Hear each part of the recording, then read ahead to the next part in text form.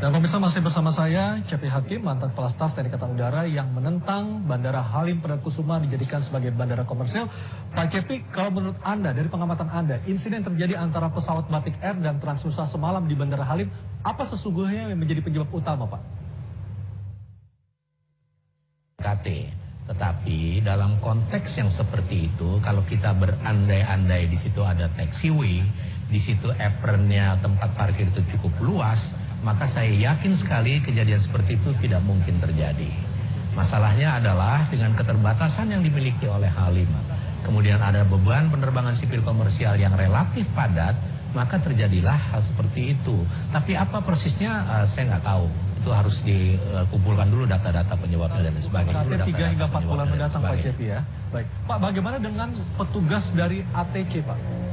Apakah juga bisa dijadikan dugaan ada kesalahan dari pihak ATC dalam memandu pesawat yang ada? Kesalahan bisa terjadi sama siapa aja ya. Tetapi pada prinsipnya pilot in command itu bertanggung jawab terhadap gerakan-gerakan pesawat yang dilakukannya. Kalau dia mendapat clearance untuk take off, dia biasanya mendapatkan clearance untuk take off atau landing itu begini. Runway clear for take off. Itu air traffic control. Kenapa air traffic control itu berada di menara? Karena dia memang bertugas secara visual melihat. Ya, jadi bisa lihat di atas, dia melihat bahwa memang runway clear, dia kasih clearance untuk take off. Pilot tidak bisa mendengarkan begitu langsung dia take off, nggak bisa. Dia harus juga lihat secara visual bahwa memang runway clear, baru dia take off. Dia berkoordinasi dengan co-pilot sana. Co-pilot juga harus melihat. Captain pilot melihat, co-pilot melihat, ready for take off. Itu ada checklist. Kalau take off itu ada checklistnya. Before take off checklist, kemudian dapat clearance, oke, kita take off. Itu ada briefing dulu sebelum take off. Jadi kalau dilihat per tugas masing-masing, semua itu sudah sempurna dengan aturan-aturan yang ada. Ada checklist, ada standar operating procedures, dan ada regulasi dan ketentuan yang mengatur semua itu. Apabila itu ditaati, maka kecil sekali kemungkinan terjadi kecelakaan. Tetapi kan we are human, Pak. Kita orang, manusia biasa yang bisa melakukan kesalahan. Nah, itulah tugas KNKT, siapa sebenarnya yang melakukan kesalahan yang berkontribusi paling besar sehingga terjadi kecelakaan seperti tadi malam. Tapi sekali lagi, potensi terjadi kecelakaan seperti itu sangat besar. Dengan kondisi runway cuma satu, taxiway nggak ada, apron cuma sempit. Kemudian penerbangan komersial terjatuh atau masuk satu hari lebih dari 50 take off dan landing. Sementara ada 4 skadron udara dengan pesawat yang harus berlatih sepanjang tahun. Itu kecelakaan, it's a matter of time. Ya, cuma menunggu waktu aja. Meskipun kita tentunya tidak berharap ada kecelakaan berikutnya pas yang terjadi semalam, Pak Cepi ya. Tetapi ketika Anda melihat, kita harus bersyukur. Ya, kita harus bersyukur kecelakaan tadi malam tuh tidak ada korban nyawa. Dan itu ketahuan, yang nggak ketahuan banyak, yang nyaris dan hampir celaka kan kita nggak tahu. Coba iseng-iseng kita cek, ya, mengeri kita lihatnya. Coba dicek juga pilotnya, jam terbangnya bulan yang lalu berapa jam, tahun yang lalu dia berapa jam. Kita sekarang ini pertumbuhan terlalu tinggi, infrastruktur nggak ada, tidak siap, dan SDM juga kurang. Yang terjadi tuh banyak rangkaiannya. Dimungkinkan pekerja atau pilot itu bisa saja terjadi overtime Pak dalam bekerja ya. Kan udah tangkap nyabu. Ya, kan udah ada banyak kecelakaan-kecelakaan yang terjadi. Kecelakaan-kecelakaan yang sebenarnya tidak perlu terjadi ya. Kecelakaan-kecelakaan yang saya katakan tuh man-made accident. Karena kita udah tahu tuh akan celaka dan dikerjakan juga. Baik, saya akan menyapa dulu Pak Yusman Syafiq Jamal, juga ada di studio kami sama Pak Tulus dan juga Pak Nizar dari Komisi 5 fraksi Partai Gerindra. Pak Yusman, pasca kejadian semalam, apa yang seharusnya dilakukan oleh pemerintah agar kesalahan fatal serupa tidak akan terjadi lagi? Kalau saya boleh usul, sebetulnya sebaiknya yang sekarang harus dilakukan segera itu, karena melihat kekhawatiran yang disampaikan oleh Pak Cepi, ya kita tinjau kembali apakah Halim itu pantas untuk digunakan sebagai komersial airport atau tidak. Jadi dievaluasi secara lebih dasar. Jadi misalnya yang semalam, mungkin action yang lebih cepat kurangi aja dulu pesawat yang terbang melalui Halim jumlahnya. Yang kedua, dibuat peraturan yang lebih ketat, misalnya kalau malam hari jangan ada pesawat yang di towing melintasi landasan misalnya begitu. Jadi langsung ada action yang lebih cepat untuk merem bahaya yang mungkin timbul. Pak Nizar, apakah Anda sudah melihat adanya action dari pemerintah pasca kejadian semalam? Actionnya itu hanya berupa peringatan aja ya. Pertama, Peringatan normatif tentunya kan? normatif ya, notam Tidak aja. lebih dari itu? Nggak lebih dari itu. Misalkan kedua pesawat itu ditahan dulu untuk pemeriksaan, kemudian menunggu black box-nya dari KNKT. Normatif aja sesuai ketentuan Undang-Undang Nomor 1 Tahun 2009. Tapi saya sangat mendukung dari Pak Yusman ini agar ada sebuah kebijaksanaan yang sangat frontal sekali. Maksudnya frontal itu karena penerbangan itu kan juga menyangkut hajat hidup orang banyak. Sesuai dengan Undang-Undang Dasar 1145, hajat hidup orang banyak kan ditanggung negara. Kalau itu memang flight-nya terlalu banyak antara landing dengan take off-nya, ya kita akan sampaikan ke Kementerian Perhubungan, ke Angkasa Pura agar dikurangi dulu. Oke, Mas Tulus, apakah mungkin frekuensi penerbangan akan dikurangi karena itu kaitannya adalah dengan revenue atau pendapatan dari maskapai? Ya, sangat mungkin dan harus ya. Karena Artinya pemerintah harus keras dalam hal ini. Oh iya Kan? dong, karena ini kan demi keselamatan tadi. Tadi kalau mendengarkan analisisnya Pak Cepi, saya kira ngeri sekali ya. Ini bukan main-main karena pesawat itu high risk. Betul. Ya, tapi kalau ditangani dengan baik itu tingkat keselamatannya tinggi. Nah, ini kondisi infrastruktur tidak siap dipaksakan dengan resiko keselamatan yang dipertaruhkan. Saya kira saya akan menegaskan bahwa harus dihentikan komersialisasi di Halim, kembalikan ke kitohnya di Soekarno-Hatta dan lain sebagainya, sehingga tidak memendam resiko yang menjadi bom waktu. Ya, saya kira harus ada audit ulang dan kemudian di stop dan kembali ke komersial di Soekarno-Hatta. Audit ulang tentu akan memerlukan waktu yang cukup lama. Tetapi apa yang bisa dilakukan pemerintah untuk dalam waktu tidak terlalu lama agar kondisi tersebut tidak terulang lagi? Ya, sebenarnya tidak terlalu lama ya. Audit ulang itu kan fisik, tinggal di audit masalah-masalah tadi, kecelakaan seperti apa, dan kemudian tadi kan infrastrukturnya kan tidak memenuhi syarat kan sudah jelas itu, sudah jelas itu nggak bisa ditawar-tawar, tinggal kemudian diputuskan kecuali memang ini kemudian mempertaruhkan keselamatan penumpang pesawat untuk demi mengejar pendapatan. Saya kira nanti saya akan kirim surat ke Angkasa Pura dan juga Kementerian Perhubungan untuk meminta ini setelah mendengarkan analisis dari Pak Cepi, saya kira ya. Baik, nanti kita akan kembali lagi dengan dialognya. Pak Cepi masih bersama kami di sini. Nanti kita akan berdialog lagi Pak usai jeda berikut ini, dan pemirsa tetaplah bersama kami di Toto Ainur. Teman saya itu captain pilot di Singapore Airlines ya. Saya nggak tahu dia bercanda apa ngomong serius, tapi dia cerita sama saya seorang captain itu diujinya ya, salah satu yang diuji ya. Kalau dia bisa take off landing di Cengkareng, maka dia akan mendapat grade yang excellent. Jadi dia bisa dilepas kemana aja. Ukurannya tuh di Cengkareng. Sindiran Pak ya. Bagaimana menerimanya, tapi itu adalah satu refleksi di mana orang mengalami kesulitan besar pada waktu take off landing di Cengkareng karena pengelolaan penerbangan sipil kita di sana itu banyak kelemahan. Dan itu terbukti begini ya. Orang mau take off landing di Cengkareng kan 30-45 menit harus nunggu on the ground ya. Itu jelas sekali lah. Tadi saya sudah katakan pertumbuhan yang 10-15%, kemudian pertumbuhan penumpang itu begitu tinggi melewati kapasitas yang mampu dilayani oleh Cengkareng, dan itu semua memberikan kesan, memberikan satu refleksi yang negatif bahwa kita ternyata tidak mampu. Dan harus diketahui juga sejak 2007 hingga sekarang ini ya, FAA, Federal Aviation Administration, itu otoritas penerbangan yang paling kredibel di dunia, itu memasukkan Indonesia dalam kelompok negara kategori 2, yang berarti not compliant dengan International Civil Aviation Safety Standard yang dikeluarkan oleh ICAO, International Civil Aviation Organization. Jadi kita nih mau memenuhi persyaratan aja belum gitu loh. Nah, kalau terjadi kecelakaan seperti kemarin malam dan tadi pagi di Kupang gitu, maka itu satu pembuktian atau satu demonstrasi bahwa memang kita belum bisa comply dengan International Civil Aviation Safety Standard, dan itu berbahaya dan itu kerja keras. Kita harus segera bisa keluar dari kelompok negara kategori 2, kita harus ke kategori 1. Kita harus bisa comply dengan International Civil Aviation Organization punya regulasi, karena itu persyaratan. Penerbangan nasional Indonesia itu adalah subsistem dari sistem air transportasi global. Jadi kalau subsistemnya itu ada yang pincang, roda giginya itu nggak bergerak. Jadi kita jangan lengah ya. Kita memang enak-enakan begini, tapi pada satu ketika air transportation global air transportation system sudah menuntut satu level yang sangat tinggi, nanti kita dibantu dalam tanda petik ya, diambil alih mereka yang mengelola. Ya. Kita hanya sebagai penonton saja Pak Cepi ya. Iya. Baik Pak Cepi, terima kasih atas waktunya berbincang bersama kami di Talk to Terima Agus. kasih. Selamat malam Pak Cepi. Terima kasih, selamat malam.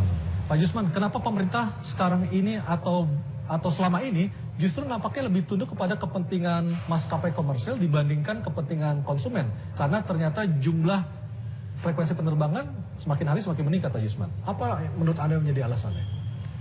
Kalau ini masalahnya sederhana sebetulnya. Kalau ekonomi tumbuh, pasti transportasi tumbuh. Jadi karena itu kita memang harus mengelola itu dari dua. Kan kita nggak bisa ngerem pertumbuhan ekonomi. Karena kalau pertumbuhan ekonomi itu menjadi orientasi dari semua pemerintahan.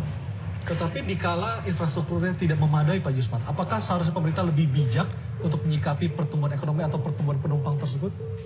Kalau yang paling gampang itu sebenarnya prioritas. Jadi sekarang ini kita tiba-tiba mau mengatakan bahwa masalah ada di Cengkareng, tapi alokasi anggaran kita sebar ke seluruh Indonesia. Menurut hemat saya, kita baiknya kembali lagi menyelesaikan masalah di ibu kota ini. Jadi meskipun kita memang seolah-olah memusatkan perhatian kepada masalah di Jakarta, tetapi masalahnya itu Jakarta ini kayak pusat pertumbuhannya. Jadi kalau kita misalnya, contohnya Cengkareng, kita anggap tidak seperti dipandang oleh Pak Cepi kurang memenuhi syarat internasional. Menurut saya kita alokasikan anggaran untuk membuat supaya Cengkareng memenuhi syarat internasional, dan kemudian misalnya Cengkareng padat penumpangnya lebih padat. Kita harus cari bandara tambahan untuk Cengkareng, kita alokasikan anggaran itu. Dan kalau tidak bisa oleh pemerintah ya kita minta swasta untuk bisa membangun bandara, kan diperbolehkan oleh Undang-Undang Nomor 1 tahun 2009.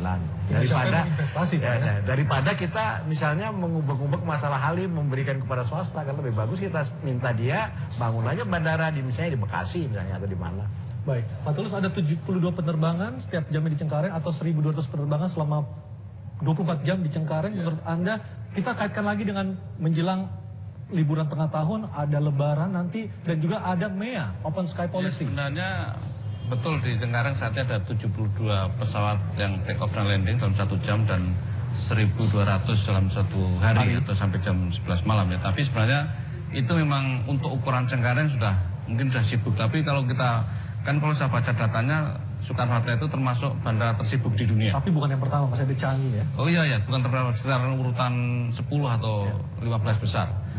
12 ya. Tapi sebenarnya itu kalau memang infrastrukturnya siap, itu nggak masalah. Karena di London yang Heathrow itu sampai 112 penerbangan per jam. Jadi masih terbuka potensi untuk itu. Memang kemarin ada wacana pemerintah untuk mengurangi sampai 60 penerbangan saja, tapi kemudian tidak jadi dan kembali ke 72 maksimum. Tapi ya tadi, kesiapan itu bukan hanya infrastrukturnya saja, tapi juga SDM, menyangkut petugas ATC-nya yang memang masih kurang. Dan juga peralatan Pak. Ya, peralatan ya, tapi SDM juga sangat kurang ya, karena gini, di ATC Soekarno-Hatta itu setiap satu petugas itu menghandle 114 pesawat dalam satu petugas satu pesawat selama berapa jam satu shift? Ya, dalam 1 jam itu dia harus mengendalikan itu. Itu kan sebenarnya sudah overload.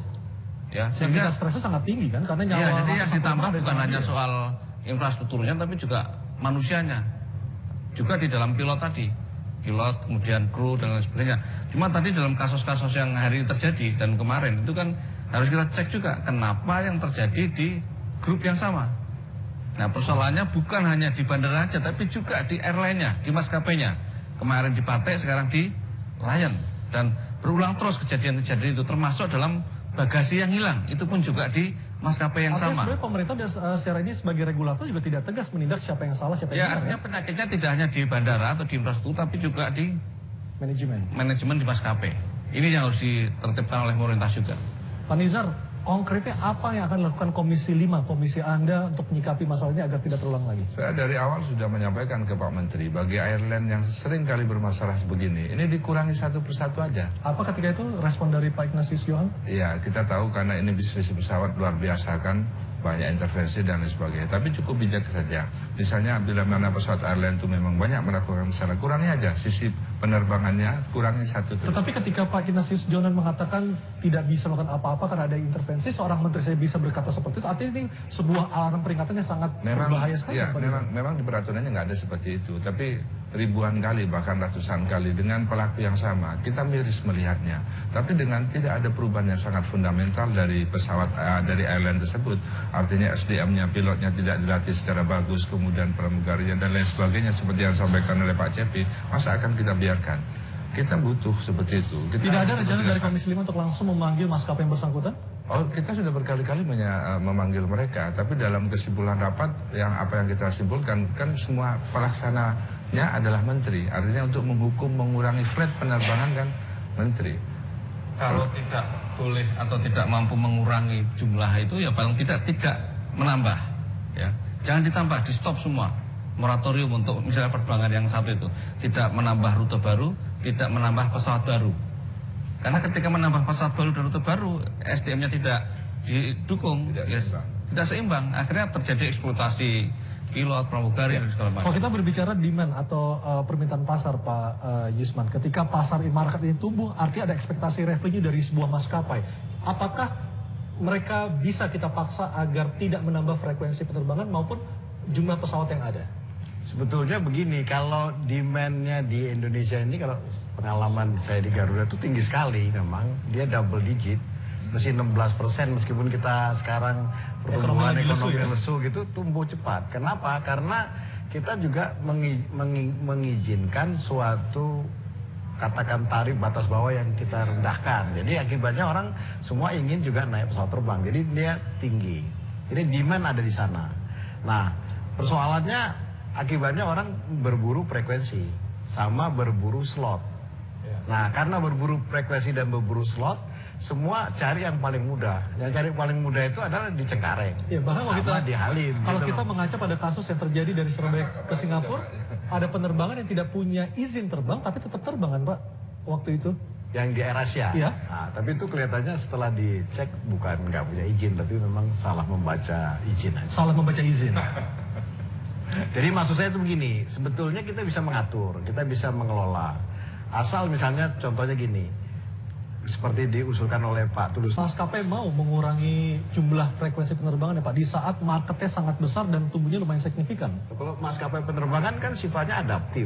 Artinya kan, tunduk dengan regulator. Ya, kalau regulatornya mengatakan dia bahwa sini nggak ada kesempatan, ya kita pasti cari yang lain. Karena bagaimanapun juga maskapai penerbangan, pesawat terbangnya harus dibayar leasingnya, harus dibayar semuanya, dan karyawannya juga harus dibayar pekerjaannya. Jadi karena itu maskapai penerbangan pasti adaptif. Dia akan mengatakan kalau Cengkareng tutup, ya kita cari yang lain. Sebelahnya misalnya mungkin Batam kita bisa kembangkan, atau mungkin mana gitu. Atau mungkin Lampung di Sumatera. Atau mungkin paling dekat. Lampung paling dekat. Jadi misalnya mungkin Palembang bisa. Jadi dengan demikian semua yang padat itu akan bisa didistribusikan ke tempat yang tidak padat. Baik. Itu tuh. Pak Tulus, apakah pemerintah punya keberanian untuk melakukan moratorium seperti itu ataupun pengurangan jumlah frekuensi penerbangan maupun jumlah pesawat? Ya harusnya pertanyaannya bukan berani atau enggak, tapi demi keselamatan penumpang itu harus dilakukan. Ya karena memang di dalam transportasi apalagi pesawat itu keselamatan no compromise, tidak ada kompromi sedikit pun. Ya sehingga di dalam masalah penerbangan ini memang jangan sampai ada semacam jual beli Slot. perizinan, slot dan segala macam, sehingga harus menjadi keselamatan itulah yang harus diutamakan dan dipertamakan tanpa alasan apapun. Baik. Ya. Pak Nizar, kapan akan memanggil Menhub? Dalam minggu ini ya, dalam minggu besok sudah paripurna pembukaan.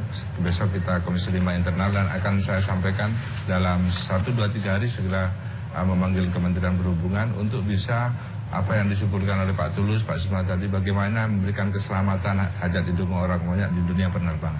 Baik, Pak Nizar terima kasih, Pak Tulus terima kasih, dan Pak Yusman Syafri Jamal juga terima kasih atas waktunya berbincang sama kami. Kita tentu berharap kasus yang terjadi semalam itu terulang kembali. Baik, dan pemirsa, demikianlah Talk to Ain untuk malam ini. Saya Aryo Ardi, terima kasih dan sampai